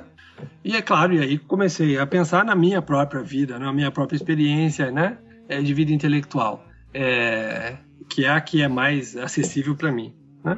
E me dei conta de uma coisa interessante, porque, na verdade, a experiência, isso que nós chamamos de apreciação crítica, né, ela, na verdade, é uma experiência muito amarga. Por quê? Porque a condição, né, que você deve adotar para, né, conquistar uma apreciação crítica sobre as coisas é um distanciamento, né? É uma relação de não pertencimento a esta situação. Você tem que se afastar dela, né? E mais do que isso, né? para você, digamos assim, tomar a totalidade da sua própria vida como objeto de crítica, você tem que se afastar dela também, né? Ela tem que entrar em crise, né? Porque você tem que estar, para você fazer uma avaliação sobre a totalidade da sua vida e a vida dos demais seres humanos, você tem que estar em crise com isso. Quer dizer, o sentido dessa existência, ele deve ser abalado. Você deve ter a experiência de que esse sentido pode não ser verdadeiro e, portanto, a sua vida não tem nenhum sentido, né? Então, isso faz parte da experiência intelectual de qualquer pessoa. Né? Por que faz parte? Porque isso é necessário. Se você não coloca esse sentido em questão, você não estará habilitado para produzir uma apreciação crítica, porque a apreciação crítica é sobre a totalidade, né? Da sua existência, da existência dos demais, o sentido da vida do ser humano. Né? Então, de alguma maneira, né, a experiência intelectual, né, a vida teórica, a gente pode chamar assim, ela implica naquela experiência da angústia. Né? Você tem que não ser uma pessoa angustiada, mas ter passado por essa sensação de que pode ser que nada disso que eu estou vivendo, nada disso que eu estou fazendo, nada disso que os outros estão fazendo tenha sentido. Né? Você só vai adquirir isenção na avaliação, portanto, você só vai adquirir isenção crítica, a condição de fazer a crítica, se você passa por essa experiência. Né? E a telenovela nos mostra o contrário. Né? A telenovela nos emociona, né? Mas nos emociona de tal maneira que não se cria angústia. Né? Ela lida com as nossas emoções, então as pessoas que assistem telenovela, elas têm raiva de um personagem, elas gostam de outro personagem, né? Elas têm prazer quando o vilão é morto ou quando o vilão sofre, elas são vingativas, elas têm a experiência, o sentimento de vingança, quer dizer, uma série de emoções com as quais se lida, mas jamais na telenovela você tem essa experiência de perda de sentido. Né? Jamais. Até porque essa é uma experiência desagradável. Né? E o público não gosta de experiências desagradáveis. Né? Então, na verdade, digamos assim, a telenovela permite, tentando responder a pergunta da maneira mais curta possível, né? A telenovela nos propicia um tipo de existência que é o contrário da vida teórica. Né? E uma experiência em que a morte está ausente. Né? Ou melhor, ela está presente, mas ela não é um problema sério. Né? Os personagens também morrem. Né? Eles morrem e aí termina a novela e começa a outra e a vida continua e a morte faz parte disso e está tudo bem. No caso da experiência intelectual, não. A morte tem que ser vivida agora e tem que ser uma morte profunda. Não dá para você dizer o seguinte, olha, eu sou intelectual, mas eu acho que algumas coisas até a gente pode discutir o sentido delas, outras não. Essas outras que você quer preservar da morte, que você quer preservar da falta de sentido, né, essas vão te transformar num péssimo intelectual. Aquele que avalia algumas coisas, mas não avalia profundamente. Então a gente diz, olha, um bom intelectual é aquele capaz de uma avaliação profunda. Por que profunda? Porque ele experimentou a falta de sentido profundamente, quer dizer, não fez nenhuma exceção. Ele entrou em crise existencial mesmo. Ou seja, ele aceitou a morte, né, da forma mais intensa que seria possível. Né? Então você tem exemplos, eu sou filósofo, então tenho que citar a filosofia. Você tem exemplo na literatura filosófica dessas experiências. Por exemplo, o pensamento cartesiano, né, que é um dos fundadores da modernidade, nada mais é do que uma crise desse tipo. Né? O Descartes, num dado momento, ele quer encontrar o conhecimento verdadeiro, ele começa então a duvidar do conhecimento que ele tem. Por quê? Porque, sei lá, eu posso me enganar quando vejo as coisas, né? Eu vejo um amigo aproximando, penso que é o Carlos, mas não é o Carlos, ela é o Oswaldo. Me engano, então vamos pensar que isso me engana sempre. Ele vai duvidando das coisas, chega um momento que ele diz, bom, para mim ter um conhecimento absolutamente seguro, eu também tenho que ter uma dúvida absoluta. E aí ele inventa um gênio maligno, que ele chama de gênio maligno, que é uma entidade, né? Que é um artifício, obviamente, né? Ele está inventando um artifício para produzir uma dúvida monstruosa. Né? Então, qual é a ocupação desse gênio? Ele engana as pessoas o tempo inteiro, desde que elas pensem. Começou a pensar, ele está te enganando. Né? Quer dizer, ele cria essa ficção malévola ao extremo, absolutamente poderosa. Por quê? Porque ele quer que todo o sentido estabelecido naufrague. Bom, feito isso, então ele vai tentar reestruturar o conhecimento, né, que pode suportar esse tipo de crítica, né, de dúvida. Portanto, essa experiência fantástica da falta de sentido de todo o conhecimento disponível. Ou seja, é uma experiência de morte do sentido, morte de tudo que é importante para nós. Né? E você tem, isso é recorrente na literatura filosófica, né? Eu digo isso no capítulo, que tem um fundo cristão nisso, né? Afinal, Jesus também teve que enfrentar a morte, né? E a gente só entende Jesus compreendendo que a sua função é de resolver o problema da morte. Mas resolver o problema da morte, não como a telenovela resolve, né? Mas resolver o problema da morte experimentando a morte em vida, né? Ele ressuscitou, ele experimentou a morte. Nós devemos morrer para renascer em espírito. Essa é a mensagem cristã, né? O que a telenovela faz disso? Bom, a morte faz parte, ela está por aí. Ela não atinge todas as dimensões da vida, ela não é uma morte profunda, ela não faz o sentido de todas as coisas naufragar. Ela é uma coisa entre outras, né? Ela acontece, passa e... Eu lembrei de talvez um contra-exemplo, mas no final tem sempre um apaziguamento. O coronel da última novela Velho Chico, né, ele vivia uma crise de autenticidade, né? De certa forma, a partir do momento que ele assumiu o papel de coronel, ele virou um personagem inautêntico, né? Deixavam vários elementos, mostravam essa inautenticidade, a peruca, etc. É como se ele estivesse numa situação de depressão, né? Sim. E aí a novela toda vai se passar até que ele reconquista a autenticidade. Tem sempre essa busca de autenticidade aí, né? Sim, então sim. Tem um tipo de encenação de uma angústia, de uma busca de um eu verdadeiro também, nisso daí também, né? Mas você... Pode ser. Ele sempre foi um personagem que nunca incorporou decididamente o papel de coronel, né? Viveu isso de maneira ambígua toda a sua vida e depois se libertou do papel, né? Mas veja só, isso não leva ao telespectador, e aí é a diferença fundamental entre aquilo que é o requisito da vida intelectual, né? Da vida teórica, né? E da telenovela. Isso não conduziu o telespectador a uma crise de identidade, entende? Não é o objetivo da telenovela, da narrativa, criar no espectador a mesma sensação. Vamos supor que o coronel de Velho Chico, o Saruê, tivesse essa crise, de fato, como nós estamos dizendo que teve, né? Não é o objetivo da telenovela que cada pessoa se submeta à sua própria existência a essa crise, entende? Então, você tem vários recursos narrativos que impedem essa identificação. Quer dizer, sei lá, eu sou um dentista, assisti Velho Chico e começo a uma crise existencial, imaginando se eu sou um dentista autêntico, se eu não deveria, se eu fui forçado pelos meus pais. Não é o objetivo da telenovela levar o telespectador a essa profunda experiência de reavaliar a sua existência, entende? Ela pode encenar uma crise existencial de um personagem, sem com isso gerar uma empatia tão grande, né, que todas as pessoas sejam levadas a esse tipo de questionamento, entende? Então, assim, não é porque a novela apresenta um personagem em crise existencial que ela vai gerar crise. Você tem personagens depressivos, né, que tomam medicamento, que estão sempre procurando se encontrar. Em várias novelas você tem esse tipo de personagem, né? Mas o importante aí é que o objetivo da narrativa não é gerar essa experiência no narrador, né? Não quer dizer que as emoções não sejam suscitadas. Claro, a emoção é fundamental na cultura brasileira. Se o telespectador não é tocado emocionalmente, ele vai mudar de canal, ele vai fazer outra coisa, né? Ele precisa ter essa relação de proximidade. Essa pessoa precisa dizer alguma coisa significativa para ele, mas não levá-lo a essa experiência da morte do sentido, a uma angústia, né? Não é o objetivo da narrativa, da novela, levar o telespectador à angústia, né? Se ela fizer isso, né, no universo, principalmente no universo da cultura brasileira, que não é dada angústia, você vai ter uma crise, não uma crise existencial, mas uma crise de audiência, né?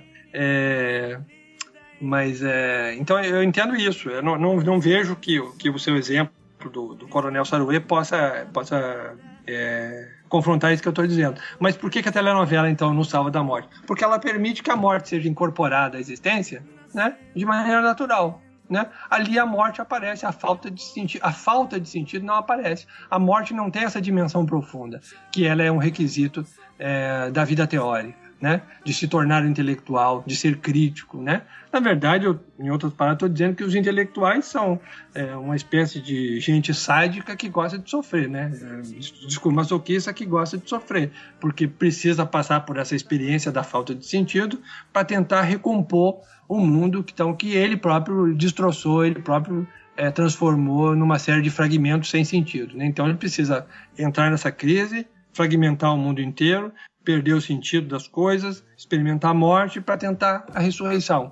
O intelectual do Ocidente é uma espécie de Jesus Cristo, né, que adora a cruz, né, e que procura a cruz desesperadamente. A novela, ao contrário, né, lida com as emoções, né, tem uma narrativa leve, a morte está incorporada aí, né, os personagens morrem, mas ninguém é levado a morrer junto com a telenovela, né. Isso permite, então, uma experiência da morte como um evento banal, cotidiano.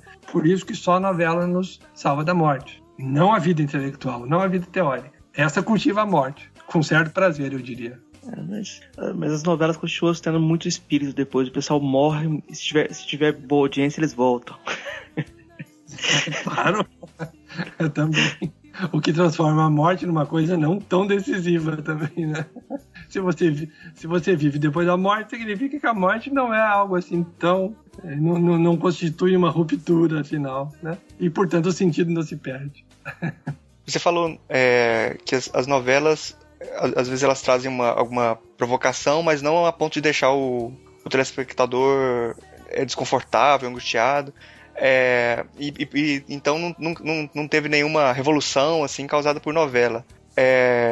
Mas você acha que tem algum potencial para a novela despertar alguma coisa revolucionária? Não tem, porque ela não trabalha com esse tipo de intenção, né? Veja só, a novela é um negócio, né? Faz parte da indústria cultural. O objetivo dela, né, é dentro daquele, digamos, aquilo que eu chamei de trilho cultural, adaptando a nomenclatura da pesquisa de audiência, ela trabalha naquele trilho cultural. Ela precisa ter alguma evidência, ela precisa despertar a atenção do telespectador, e aí ela inova, né? Ela apresenta um comportamento, né, talvez um pouco diferente daquele que é convencional, chama a atenção das pessoas para dizer, nossa, veja o que o personagem fez, né?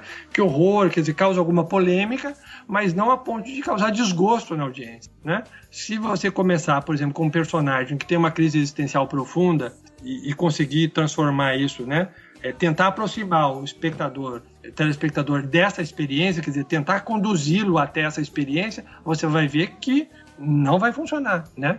O telespectador brasileiro não gosta de entrar em crise existencial, ele não se interessa por isso, né? E também não faz muito sentido dizer que a novela vai preparar uma revolução social, né? Nem sei se cabe a gente, no século XXI, falar em revolução, mas certamente não, porque ela é um negócio, ela não vai desarticular um sistema do qual ela faz parte, não faz muito sentido isso, né? Entende? E veja só, historicamente, né, a televisão brasileira, ela foi forjada por grande parte de pessoas ligadas à esquerda, né? Vários redatores, né? Por exemplo, o Roque Santeiro, a primeira versão de Roque Santeiro, que é de autoria do Dias Gomes, né? Ela foi censurada porque a censura, na verdade não foi a censura, foi o Serviço Nacional de Inteligência captou um telefonema do Dias Gomes dizendo que ia incorporar na novela as discussões políticas naquele momento, quer dizer, ele ia aproveitar a novela para encenar, né, aos problemas políticos. Em função dessa declaração gravada do Dias Gomes, né, a novela estava com 40 capítulos gravados e foi suspensa. Aí a censura baixou o sarrafo na Globo, né? 40 capítulos, a novela não sai. Aí eles pegaram esses atores, né, que já tinham gravado 40 capítulos, já foi um horror, né? Mantiveram o diretor, esqueci o nome do diretor, foi mantido, né? O diretor pegou um outro roteiro, que é o roteiro de Pecado Capital, se não me falha a memória, é da esposa do Dias Gomes, a Janete Claire, e disse, né, e isso está documentado, ele disse o seguinte, é o Daniel Filho, o diretor. O Daniel Filho disse o seguinte, eu vou fazer com Pecado Capital exatamente o que eu faria com o Roque Santeiro. Quer dizer, você vê como é o jogo, né? Quer dizer, com outro roteiro ele pretendeu fazer a mesma coisa, encenar as mesmas questões políticas, né? Então, eu não espero nada da novela. Eu acho que ela trabalha nesse trilho, entende, né? Nesse trilho cultural. né? Como é uma coisa que visa audiência, ela não pode sair disso. Se ela sair disso, ela fracassa como produto cultural voltado para a grande massa da população, né? Entende? Ela vai ser o quê? Ela fracassa. Se você tentar produzir no telespectador brasileiro, sei lá, revolta social, né? Ou uma, sei lá, a possibilidade de uma revolta, quer dizer, induzir, né? Tentar levar o telespectador a esta experiência, né? Não encenar essa experiência, que é uma outra coisa. Você pode encenar uma rebelião armada, né? Inclusive ambientada no Brasil, isso não vai fazer muito efeito. Mas se você criar uma narrativa que convença as pessoas de que isso é uma boa solução, eu não sei, eu imagino que se não houver culturalmente uma predisposição para isso, vai ser uma novela fracassada. Então, na verdade, a novela ela é um produto cultural que dialoga com o restante da cultura.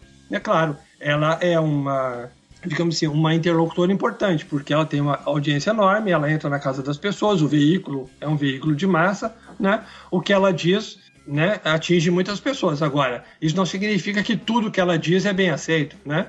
Se fosse assim, você não teria problema de audiência, você não precisa modular a narrativa da telenovela para estar sempre no gosto do público, né? Qualquer coisa que você colocasse ali seria visto pelo mesmo número de pessoas. E não é isso que acontece. Então, é um diálogo vivo. As pessoas estão vivas, estão dialogando com os personagens, estão se identificando ou não se identificando com os personagens.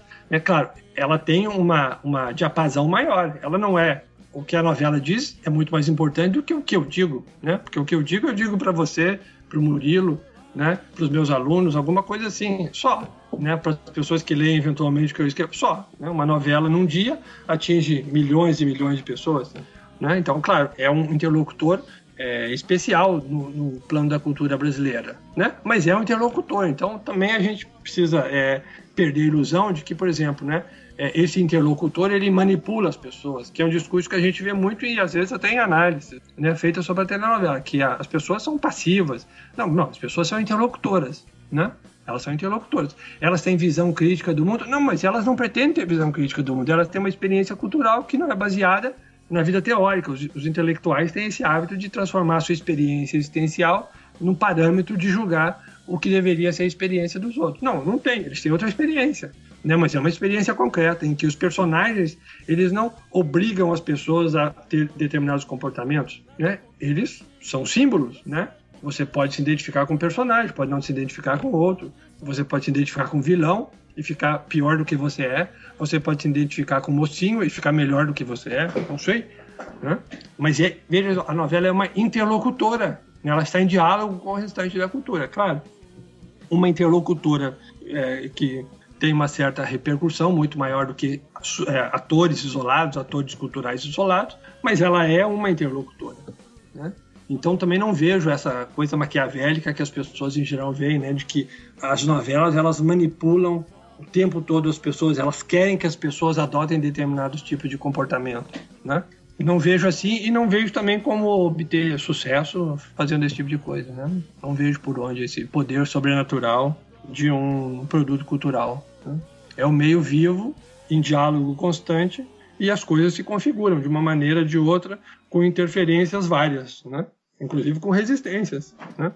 Você desligar a televisão é uma forma de resistência. Você desistir de assistir novela é uma forma de resistência. Você assistir e não gostar é uma forma de resistência. Você assistir, gostar e não adotar o padrão de comportamento do personagem, que é da mesma classe social que você e tal, você achar snob, você achar idiota, você achar menor, é uma forma de resistência. Todo mundo tem resistência, né? Se tiver um personagem filósofo que age de uma maneira determinada, eu vou olhar para ele e vou dizer, pô, eu sou filósofo e não vou agir assim, né? Resistência. Nós temos resistência, nós temos reações, né? Que também podem ser concordâncias, né? Enfim, nós estamos vivos aí. Nós modulamos o nosso comportamento, as nossas crenças em função do entorno, mas não como engrenagens, né? Não somos engrenagens, né? Nós somos maleáveis e nós reagimos ao meio ambiente. A novela faz parte do meio ambiente, né? Faz parte da cultura brasileira, né? E eu acho que é importante analisar a telenovela porque ela faz parte da cultura brasileira de uma maneira muito especial, né? E há muito tempo, né? Você tem uma cultura, uma indústria cultural voltada para a produção de telenovelas no Brasil, né? É um produto de exportação, né? O Daniel Filho, né? O mesmo diretor que eu citei agora há pouco, tem uma consideração muito interessante. Ele diz, olha, um povo não O povo não produz esse tipo de... Ele está falando da telenovela, não produz esse tipo de coisa do nada, como uma dádiva, né? Ele tem um talento para isso, né? Por que nós temos um talento para isso? Porque a telenovela diz algo sobre a maneira de ser do brasileiro, né? Então, pela telenovela, a gente expressa alguma coisa que nós temos sido, né? Para evitar falar em natureza, que nós somos, assim, etc. Que nós temos sido, né? Eu acho importante analisar a telenovela olhando para aquilo que é a experiência efetiva que as pessoas têm ao assistir a televisão. E não como eu gostaria que elas assistissem, que elas estivessem estudando durante a audiência de uma novela, que a novela fosse pedagógica, essa coisa toda, né? Isso é o que eu gostaria, o que eu não gostaria não faz diferença, né? O que faz diferença é como as pessoas efetivamente produzem a telenovela, por que o brasileiro produz bem telenovela, o que isso tem a ver com a nossa cultura e por que o brasileiro consome a telenovela, né? Obviamente são duas metades da mesma laranja, né? A produção e o consumo, né? Por que nós gostamos tanto de novela e por que nós produzimos novelas que são consideradas boas, né? Quando você pensa em fora do Brasil, talvez tenha resultados mais promissores do que dentro do Brasil na transformação dos costumes, como em Cuba, por exemplo. Criaram um monte de restaurantes chamado Paladar, inspirados em novelas. Tem um mercado em Cabo Verde chamado Sucupira, que é inspirado em novela. Então, esse tipo, talvez a gente tenha uma possibilidade de maior transformação dos costumes fora do Brasil.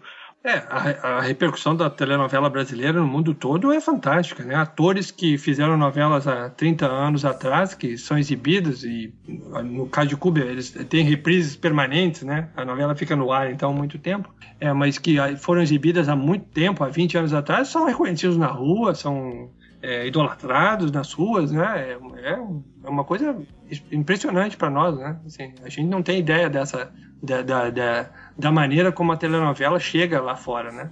Até porque somos brasileiros e jamais poderíamos ter essa experiência, né? Mas, de fato, aquilo que você presencia, que você tem notícia, é fantástico, né? O impacto realmente é grande. E, claro, além de tudo, né? Nós queiramos ou não, nós acabamos sendo uma cultura, por exemplo, pelo menos para o Ocidente desenvolvido, para os países do... Nós somos uma cultura exótica, né? Então, tem esse aspecto, né? Uma coisa... que tem um ar meio mágico, né? E um pouco incompreensível, porque é um outro universo, né? Bom, a gente está com uma proposta que a gente vai começar a fazer com os convidados daqui para frente, que é de fazer sempre três perguntas, as mesmas perguntas para os convidados, para depois a gente fazer um apanhado mais para frente, quando já tiver vários que tiverem respondido, né? Aí eu vou fazer essas perguntas para você. A primeira pergunta é: o que é filosofia? Para mim, filosofia é pensar o mundo que nos cerca, né? Daí eu acho a necessidade de pensar o Brasil, né? Para mim não faz muito sentido ser filósofo, né? Ter estudado filosofia ocidental, né? Durante o período de formação, mestrado também, né? Etc. E depois não usar essas ferramentas para pensar a realidade que nos cerca. Eu acho que, né? Isso faz parte de basicamente toda a definição de filosofia, né? Filosofia tem a ver com pensar o que nos cerca, que é o que é relevante, né? E não culturas distantes. Claro, você estuda culturas distantes, né? Você estuda filosofia medieval para se dotar de ferramentas conceituais necessárias. Para quê? Para pensar o presente, né? Para pensar o mundo que nós vivemos. Para mim, filosofia é isso, né? Pensar o presente, que é uma definição hegeliana, né? E no caso neste caso particular, sendo brasileiro, eu me dedico a pensar o Brasil. Bom, a segunda pergunta é qual filósofo que mais te impressionou daqueles que você já conheceu pessoalmente? Não me ocorre nenhum que tenha me impressionado. Todos são brasileiros, né? Oi? Todos que você conhecia eram brasileiros, né? Não por isso. Não, claro, eu acho que... Não, quando eu comecei a fazer filosofia, claro, tem alguns professores que me impactaram, que deram rumo, né? Na própria maneira como eu entendo fazer filosofia. Então, me lembro... tinha um professor que inclusive já faleceu, chamado Luiz Cláudio de Freitas, que era um professor na Universidade Federal de Goiás, onde eu fiz graduação. E é muito curioso, porque na época era sistema de seriado, então era uma disciplina o ano todo, e eu me lembro que nós começamos a assistir aula com ele em março, e até outubro, todas as sextas-feiras, eu me lembro do dia da aula dele, todas as sextas-feiras eu tinha enxaqueca, por causa da aula dele. Em outubro, mais ou menos, acho que setembro, outubro, a minha enxaqueca passou. Eu conseguia suportar a aula dele e já não tinha mais enxaqueca. Aquilo para mim funcionou como rito de passagem, né? Assim, porque era enxaqueca de esforço mental de acompanhar as aulas. Eu acho até que ele não era um professor muito bom do ponto de vista pedagógico, né? Porque o esforço era tremendo. Então você nota que... Mas aquilo funcionou para mim como né, é um rito de passagem. Então eu valorizei muito esses encontros com esse professor e a partir dali eu acho que a minha relação com a filosofia se tornou mais tranquila. Não, eu sou capaz de entender uma aula completa dele, que era uma manhã toda, era uma exposição bastante exaustiva, assim, pesada, e se eu sou capaz de passar por isso, eu enfrento qualquer desafio, né? Então é um pouco essa ideia de te capacitar para o exercício filosófico, né? Eu acho que eu não sou um professor assim, né? Nem replicaria isso em sala de aula, mas eu entendo que naquela situação isso foi muito significativo para mim, né? Então devo agradecer ao Luiz Cláudio, onde quer que ele esteja, por essa experiência que foi muito boa para mim. A última pergunta é: qual a filósofa ou filósofo favorito? Olha, eu fiz meu mestrado sobre Hegel, né? Na época eu era muito mais empolgado por Hegel do que agora, certamente. Mas eu acho que também é um filósofo que marcou muito aquilo que eu faço hoje, né? Porque acabei de dizer que a definição de filosofia é pensar o presente, né? E isso é uma definição hegeliana, né? Mas isso não me leva, por exemplo, a cultuar, a ter me tornado, por exemplo, um estudioso de Hegel. Eu não sou estudioso de Hegel, nem tenho interesse em estudar Hegel. Eu acho que eu entendi o básico, né? E com o básico, que é isso que eu entendo que é a prática da filosofia, com o básico eu fui fazer filosofia, que é pensar o presente. Para pensar o presente eu tenho que pensar o Brasil, né? E não estudar Hegel. Então eu nunca entendi muito bem, né, as pessoas que gostam de Hegel continuar estudando Hegel, né? Porque para mim quem entendeu Hegel não está estudando Hegel, está fazendo outra coisa, né? Está pensando o presente, né? Então não faz muito sentido.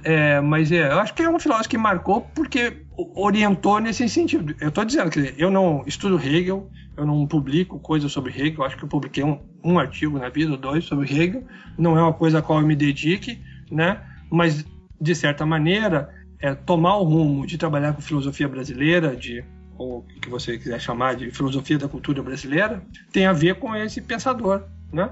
Então talvez seja o meu preferido, porque não aponta para si mesmo, né? Não aponta na direção dos seus próprios textos, aponta lá para fora, né? Nesse sentido, eu acho que é o filósofo com o qual eu me desidentifico mais, porque ele não aponta para ele aponta lá para fora. Então, cada um que vai cuidar do seu próprio lugar e da sua própria época. Uhum.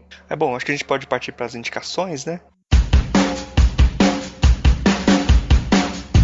Rony, você trouxe alguma coisa para indicar para os nossos ouvintes? Bom, isso é suspeito você perguntar. Eu estou lançando um livro chamado A Brasileira e a Filosofia, da qual Marcos Carvalho Lopes escreveu um capítulo, né, e não falou nada sobre ele. Imaginei que falaria durante esse nosso bate-papo, né, mas aí vamos ter que fazer um podcast com o Marcos para ele falar sobre o seu livro. Mas eu estou lançando o livro pela editora FI, de Porto Alegre, e queria chamar a atenção, né? Na verdade, eu não sou... eu brinco dizendo que eu já sou uma pessoa rica, então não preciso vender livros para ficar mais rico do que sou. Mas, de fato, nós estamos trabalhando com um modelo de publicação que é o seguinte, né? Nós precisamos vender 25 exemplares desse livro para cobrir os custos de produção, né? Diagramação, elaboração de capa, né? Ficha catalográfica, né? O registro na Biblioteca Nacional. E a partir desse momento, quando nós vendemos os 25 exemplares, né? A partir desse momento, o livro estará disponível para download integral, o livro todo integralmente, no próprio site da editora, né? Aí depois disso você poderá adquirir um exemplar impresso, se você quiser, ou baixar o PDF, que é livre. Então, na verdade, nós não estamos vendendo 25 exemplares, né? As pessoas que comprarem isso também estarão comprando o acesso, né? Estarão ajudando a liberar o acesso para todas as demais pessoas que virão depois, né? É coisa que só pessoas ricas e desprendidas conseguem fazer, né? Então, se algum dos ouvintes puder nos auxiliar nessa tarefa, não são muitos exemplares, na verdade, né? 25 exemplares, a FI está vendendo o livro por R$60, né? E depois disso o livro fica disponível, né? E, na verdade, é uma compra não capitalista, porque, na verdade, você libera a mercadoria para toda a eternidade, né? Então você não fica recriando necessidades, né? Pelo contrário, você compra uma vez só e tá liberado o uso indefinido para quantas pessoas tiverem interesse. A gente vai deixar aí o link no post para quem quiser comprar, né? O pessoal pode acessar o post aí do podcast que vai direto lá pro site que pode fazer a compra do livro. Recomendações, né? Uhum. Eu faria uma outra recomendação, então, né? Principalmente se você é intelectual, se você é de alguma maneira ligada ao exercício de teoria, né? Que você uma vez na vida tente ter um gesto de ternura, eu diria, e se aproximar dessa experiência, né? que um telespectador brasileiro, né, que não é um intelectual, ele tem diante da novela. Né? Porque as análises, em geral, 90% das análises sobre telenovelas são análises de intelectuais feitas do ponto de vista intelectual, portanto, descolados daquilo que é a experiência genuína do telespectador brasileiro. Né? É curioso, né? Mas para entender o Brasil, nós precisamos combater, né, essa disposição teórica que há em nós, esse tipo de experiência intelectual, né, que nós adotamos em função da nossa formação e da qual nós não abrimos mão. Se nós não abrirmos mão dessa postura, nós jamais vamos entender o Brasil. Nós só conseguiríamos entender o Brasil deixando de ser, pelo menos momentaneamente, intelectuais. Né? Porque a cultura brasileira não é uma cultura marcada pela intelectualidade, não é uma cultura letrada. Né? Ela não é isso. É uma cultura muito marcada pela emoção e pela ideia da proximidade. Né? Tudo aquilo que é próximo é conhecido, o que é distante não é conhecido, o que é distante não é experimentado. Então a indicação que eu faria é: assista uma novela ou tente se apropriar de qualquer fenômeno cultural do Brasil, mas a partir do próprio ponto de vista do brasileiro. Né? Do brasileiro é aquele cidadão normal, né? Que assiste telenovela, que joga futebol, joga pelada, joga baba, né, que adora carnaval, né, vê as coisas um pouco desse ponto de vista, porque o estranhamento e o descolamento da vida intelectual com o Brasil, com relação ao Brasil, só nos leva à incompreensão. Né? Então a gente fica repetindo discursos absolutamente ineficazes sobre o país. Né? O país não dá certo, né? Esse país não tem jeito, né? Nós somos um país fracassado, né? Nós somos um país incompleto, etc, etc. Essa compreensão do Brasil não nos levará seguramente para lugar nenhum. Né? E aquilo que se pode fazer, o que se poderá fazer, tem que partir daquilo que há. E o que há é o que há. Não há como, né? Não há como inventar um outro país. Né? A gente precisa entender o que há para poder aprender a lidar com o que há. A nossa disposição intelectual de compreender o Brasil com os olhos europeus, aqueles olhos que nós adquirimos quando estudamos filosofia, sociologia, antropologia, administração, direito, medicina, esses olhos ocidentais não têm nos ajudado a entender o que é o Brasil. Então, minha recomendação é um pouco de ternura no olhar com relação ao Brasil. Marcos, você trouxe alguma indicação? Tem indicações muito mais angustiadas que a do Rony. Você é mais intelectualizado do que eu, então. Não é por isso não, é porque a gente tem ponto de vista diferente também, e acho que isso também é enriquecedor. Então, tem um documentário chamado A Negação do Brasil, do João Zito Araújo, que ele é um documentário e é livro também, que fala no negro na telenovela brasileira. Eu vou indicar esse documentário, o livro O Afeto Autoritário, Televisão, Ética e Democracia, do Renato Chanini Ribeiro, e também eu queria indicar para quem quer se aproximar de televisão, cinema, o livro Encontros, a série Encontros, com Ismael Xavier. O Ismael Xavier é considerado um dos grandes, ou o maior crítico de cinema do Brasil. Mas é interessante que, como não tinha formação em crítica, não tinha um curso de cinema no início, então a formação inicial dele é em filosofia. E é interessante como lá fora ele dialoga com filósofos, né? Ele dialoga com Noel Carroll, com Arthur Danto, etc. E ele realmente tem interlocução com esses autores que lá fora são filósofos, e ele aqui dentro não é reconhecido dessa condição de filósofo. Mas com certeza é um dos caras que pensaram muito bem o Brasil a partir do cinema.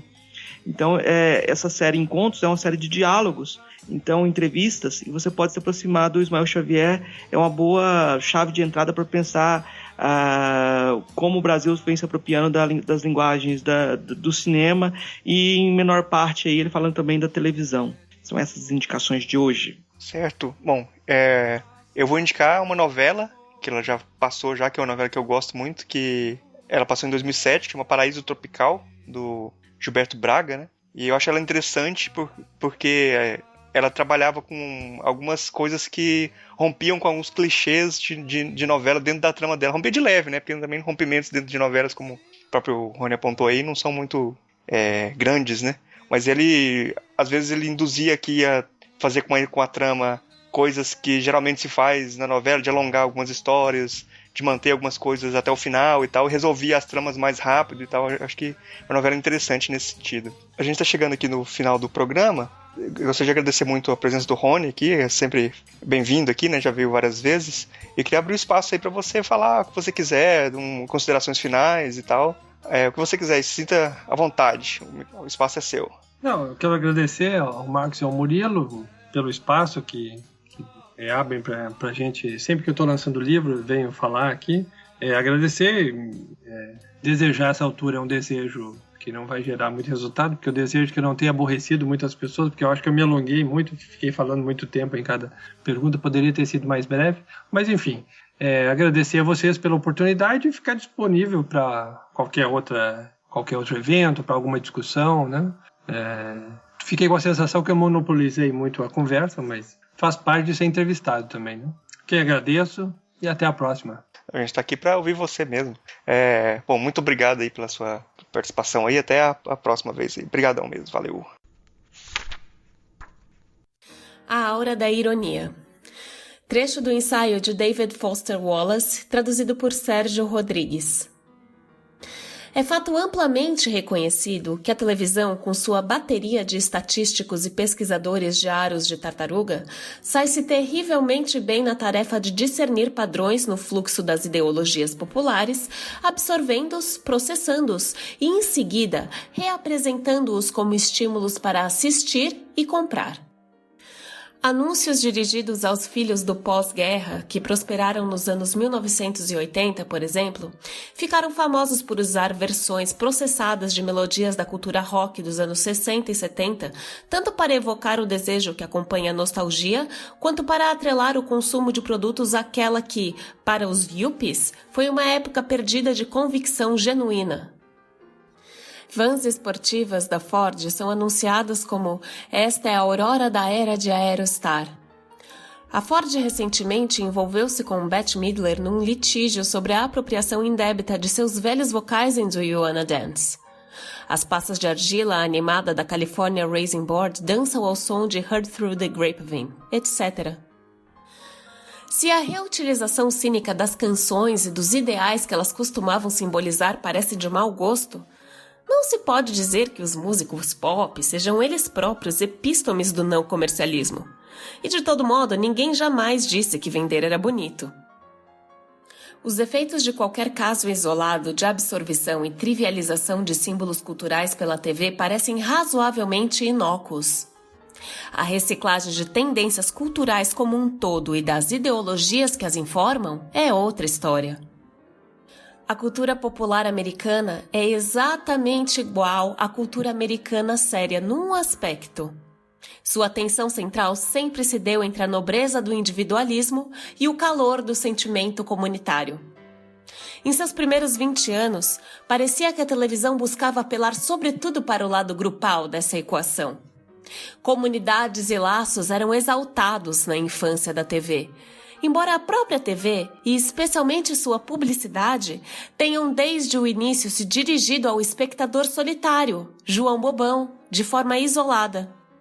Os anúncios televisivos sempre apelaram a indivíduos, não a grupos.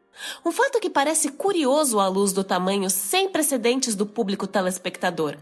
Mas só até ouvirmos vendedores talentosos explicarem que as pessoas estão sempre mais vulneráveis, portanto assustadas, logo passíveis de persuasão, quando são abordadas sozinhas. Os comerciais clássicos da televisão eram todos sobre o grupo. Tomavam a vulnerabilidade de João Bobão, sentado lá, olhando para uma peça de mobília, solitário, e a capitalizavam, relacionando a compra de determinado produto com a inclusão de João Bobão em alguma comunidade atraente. É por isso que aqueles que têm mais de 21 anos nos lembramos de tantos velhos anúncios intercambiáveis, estrelados por turmas de gente bonita, em algum contexto festivo, todos se divertindo muito mais do que qualquer pessoa tem o direito de se divertir, e todos unidos como grupo feliz pelo fato conspícuo de que tinham nas mãos certa garrafa de refrigerante ou marca de salgadinho. O apelo altissonante aqui é que aquele importante produto pode ajudar João Bobão a se integrar. Somos a geração Pepsi. Mas desde os anos 80, pelo menos, o lado individualista da grande conversa americana tem predominado na publicidade televisiva. Não estou bem certo de por que ou como isso ocorreu. É provável que haja grandes correlações a serem traçadas, com o Vietnã, a cultura jovem, Watergate, a recessão e a ascensão da nova direita. Mas o que importa é que grande parte dos mais eficazes comerciais de TV dirige-se agora ao espectador solitário de modo dramaticamente distinto. Os produtos são frequentemente louvados como capazes de ajudar o telespectador a expressar seu eu, afirmar sua individualidade, destacar-se na multidão. O primeiro exemplo dessa tendência que eu vi foi o de um perfume do início dos anos 80, ardorosamente anunciado como capaz de reagir à química corporal única de cada mulher para criar a sua própria fragrância individual. O comercial mostrava uma fila indiana de modelos lânguidas que, amuadas e sem expressão, aguardavam o momento de, uma a uma, terem seus pulsos borrifados, cada modelo aspirando então seu pulso individual úmido, com uma espécie de revelação bioquímica, e se afastando do borrifador numa direção que uma tomada de cima revelava ser diferente das demais.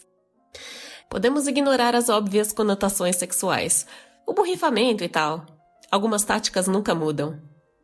Ou pense naquela série recente de anúncios de Cherry 7-Up, rodada num preto e branco excessivamente sombrio, em que os únicos personagens que têm cor e se destacam no ambiente são as pessoas rosadas, que se tornaram rosadas no exato instante em que se embebem do bom e velho Cherry 7-Up. Exemplos de comercial do gênero destaque-se são hoje praticamente onipresentes. A não ser pelo fato de serem mais tolinhos. Produtos alegadamente capazes de distinguir os indivíduos da multidão são vendidos para imensas multidões de indivíduos. Esses anúncios não são, na verdade, mais complicados ou mais sutis que os velhos comerciais do tipo "entre para o grupo feliz", que hoje em dia parecem tão antiquados. Contudo, a relação do gênero seja diferente da manada, com sua massa de espectadores solitários, é mais complexa e mais engenhosa.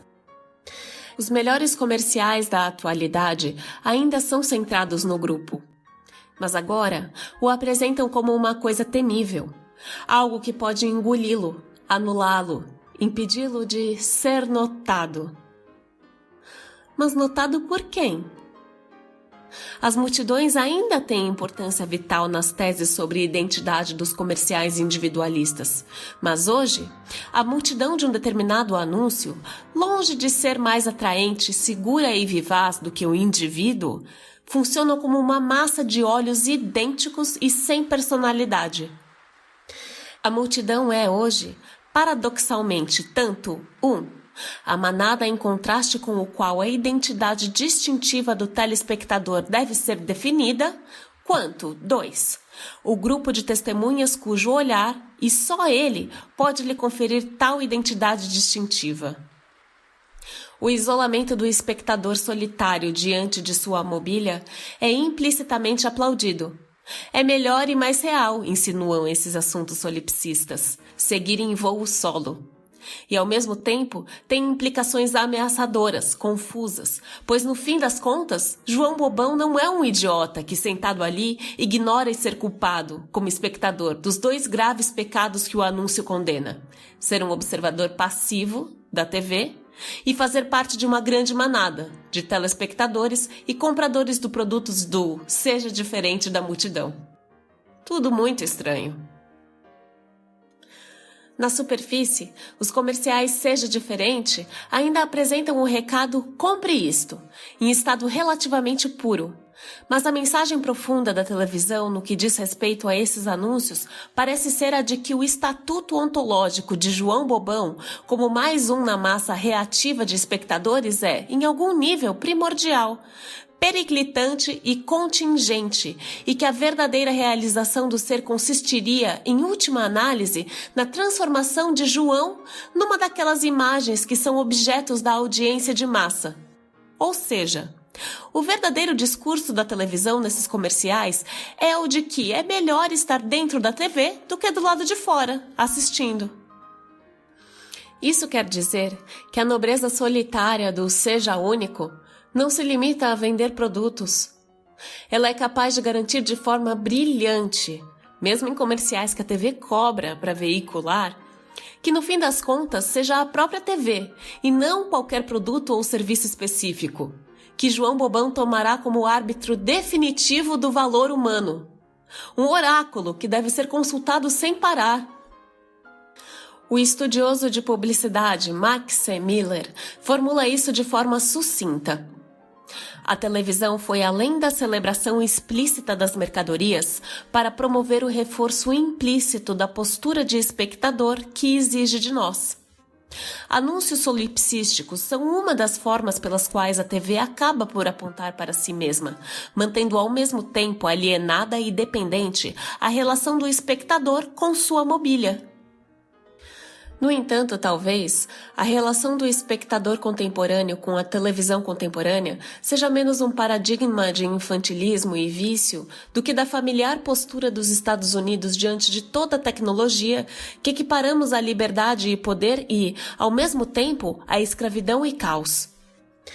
Porque, assim como ocorre com a televisão, podemos adorar pessoalmente a tecnologia, odiá-la, temê-la, ou todas as alternativas acima, mas ainda é a ela que recorremos sem cessar em busca de soluções para os problemas que a própria tecnologia parece causar.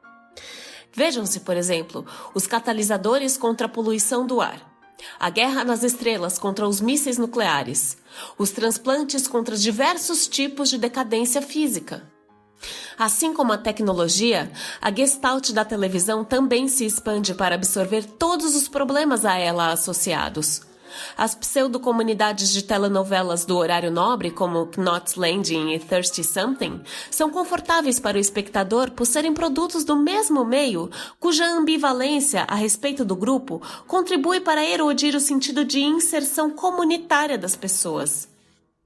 A edição sincopada, as frases de efeito dos entrevistados e o tratamento sumário de questões intrincadas são a forma como o noticiário televisivo acomoda uma audiência cujo arco de atenção e apetite pela complexidade encolheram um pouco.